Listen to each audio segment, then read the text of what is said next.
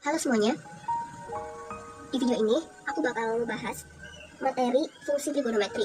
Video ini dibuat sebagai pengingat untuk aku sendiri, tapi aku berharap video ini juga bermanfaat bagi kalian yang menonton. Oke, kita langsung ke pembahasannya. Kita tahu bahwa yang namanya fungsi trigonometri itu pasti berkaitan dengan konsep trigonometri. Nah, dalam fungsi trigonometri itu ada satu naungan kayak yang menaungi fungsi trigonometri itu yang namanya fungsi periodik.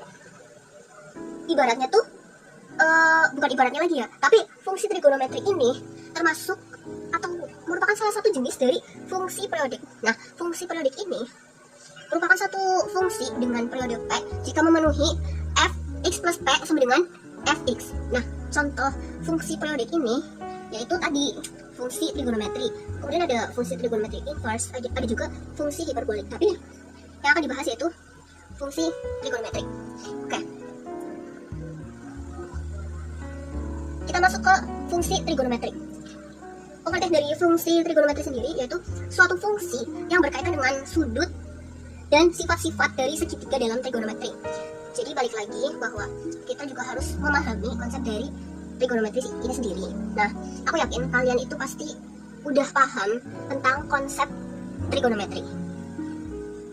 Nah, kemudian fungsi trigonometri itu dibagi menjadi 3. Yang pertama itu ada fungsi kosinus, kedua ada fungsi sinus, dan ketiga ada fungsi tangen. Yang akan dibahas terlebih dahulu yaitu fungsi kosinus. Oh iya, video ini bakal aku jadiin beberapa bagian atau beberapa part. Jadi nggak aku bahas semua 3 fungsi trigonometri itu dalam satu video karena durasinya itu bakal panjang banget dan membosankan juga. Tapi biasanya yang dibahas di tingkat SMA itu cuma 2, yaitu fungsi kosinus dan fungsi sinus. Ada beberapa istilah dalam fungsi trigonometri, diantaranya yaitu ada periode atau biasanya dilambangin pakai huruf P.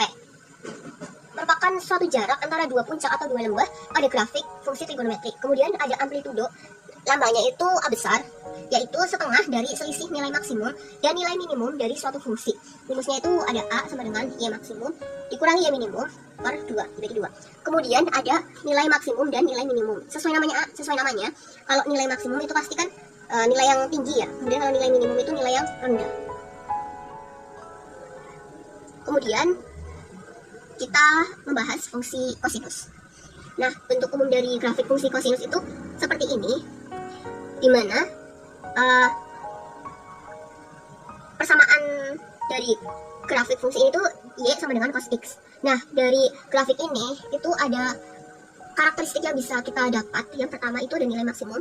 Nilai maksimum itu yang ini, yang paling tinggi, Y yang paling tinggi itu kan ada di angka 1. Kemudian nilai minimumnya itu pasti di bawah nilai terendah dari suatu lembah, jadi ini min 1.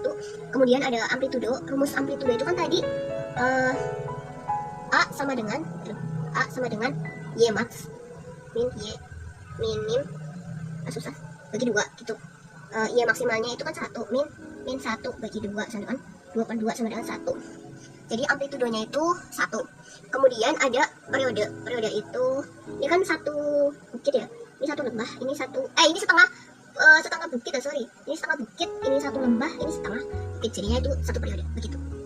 Yang jadi perhatian dari video ini yaitu bentuk umum persamaan fungsi kosinus. Bentuk umum persamaan fungsi kosinus ini aku rangkum dari materi pembelajaran di sekolah dan juga beberapa sumber dari internet. Yang aku paham itu bahwa Y sama dengan plus minus A cos BX plus minus alpha plus minus C. Nah, biasanya alpha di sini itu berupa derajat. Kemudian ada A, B, C ini biasanya berupa angka biasa. Nah, aku jelasin satu-satu.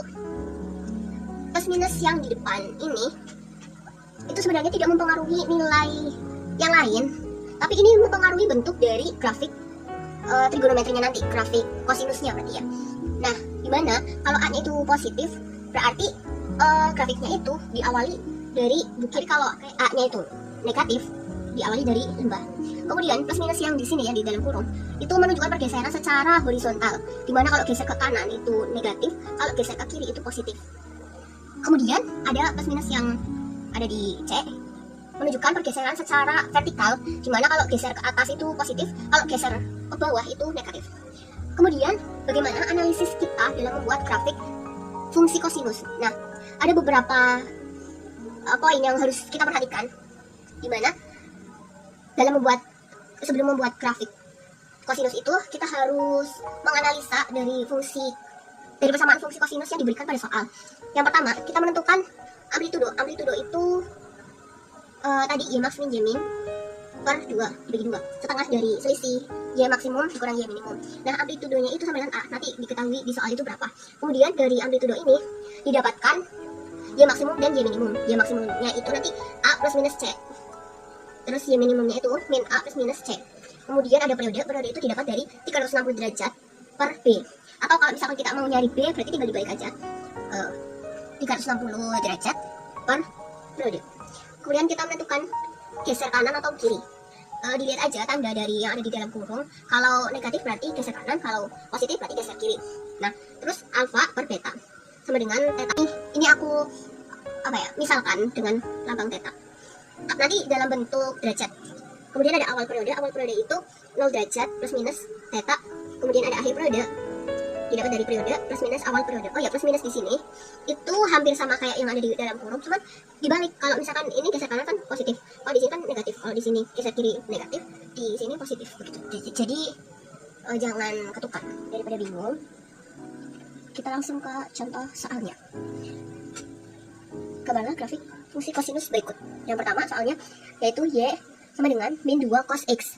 Kita analisis dulu 5 poin yang sudah tadi aku jelasin. Yang pertama itu ada amplitudo. Amplitudo dari bersama ini yaitu 2. Kenapa nggak ditulis min 2? Ya, karena tadi plus minus yang ada di depan ini ya. Tadi kan bentuknya itu Y plus minus A cos BX plus minus alpha plus minus C gitu kan. Nah, plus minus ini tidak mempengaruhi nilai apapun. Dia itu hanya mempengaruhi bentuk grafiknya. Berarti nanti ini diawali dari lembah dulu. Kemudian dari amplitudo ini didapatkan nilai Y maksimumnya itu 2, Y minimumnya itu min 2. Kita nggak pakai plus minus C karena di sini nggak ada pergeseran secara vertikal. Dan juga tidak ada pergeseran secara horizontal. Kemudian ada periode itu 360 derajat per B. B-nya itu kan 1 di sini. 1x gitu kan nggak perlu ditulis, jadi 360 derajat. Kemudian kita nggak bisa menentukan geser kanan atau ke kiri karena tidak ada karena nggak ada. Kan harusnya di sini ada plus minus gitu kan, plus minus berapa derajat gitu, tapi kan ini nggak ada, jadi nggak ada geser kanan atau ke kiri gitu. Kita langsung ke awal periodenya itu pasti 0 derajat karena nggak ada geser kanan atau kiri.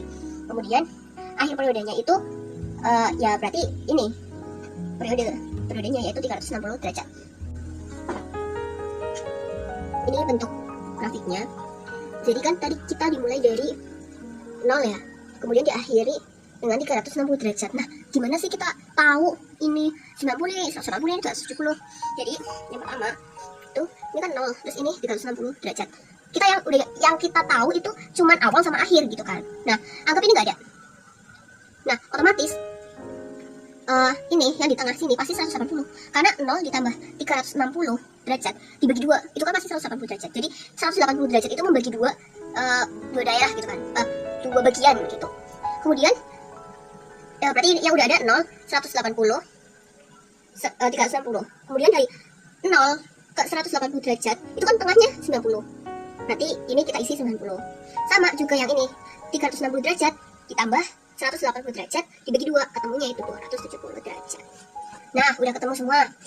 Terus kita tengok yang sumbu Y.